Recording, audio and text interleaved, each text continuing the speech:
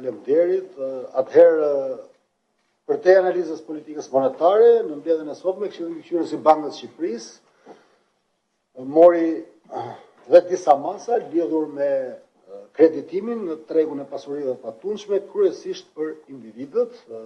Banka e Shqipërisë në vijimësi i është adresuar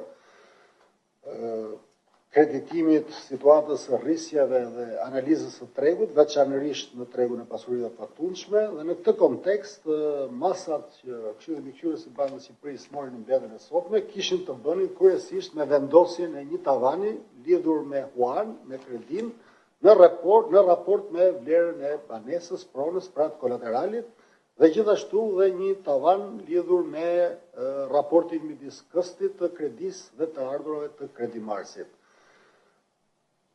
Po ashtu dhe një kufizim kohor lidhur me afatin e huas, kryesisht për individët huamarrës të cilët arrin moshën e pensionit. Më konkretisht, këto tavane janë maksimumi i huas në raport me vlerën e kolateralit për monedhën lek do të jetë 85% për shtëpinë e parë dhe 80% për shtëpinë e dytë ose për shtëpitë të dhëna me qira për monedhën lek. Kjo vlerë do të jetë 75% dhe 70%, 75% për shtëpinë e parë dhe 70% për shtëpinë e dytë ose ato të dhënë me qira lidhur me monedhën në valutë të huaj për të shmangur riskun e kursit të këmbimit. Po kështu kërsti ndaj të ardhurave si raport do të jetë në nivelin 40%, pra 40% do të jetë vlera e kërsit ndaj të ardhurave për monedhën lek dhe 35% për monedhën në valutë të huaj. Kjo është për shtëpinë e parë, për lekun do të jetë 35% raporti kërsit me të ardhurat, kurse për monedhën në valutë huaj do të jetë 30% për shtëpinë e dytë ose ato të dhëna me qira.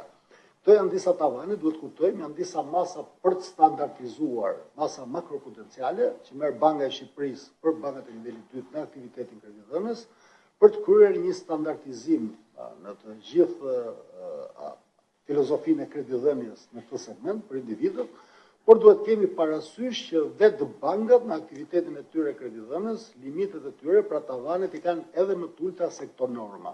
Pra përgjithsisht po t'i referohemi, po t'i adresohemi aktivitetit kreditdhënës nga banka tregtare lidhur me kredit për pasurit patundshme, përgjithsisht në mesatare raporti i këstit i kredis me kolateralin është në nivelin 70%. Pra Banka e Shqipërisë ka vënë një tavan maksimal, i cili përfshin pak a shumë aktivitetin kreditdhënës.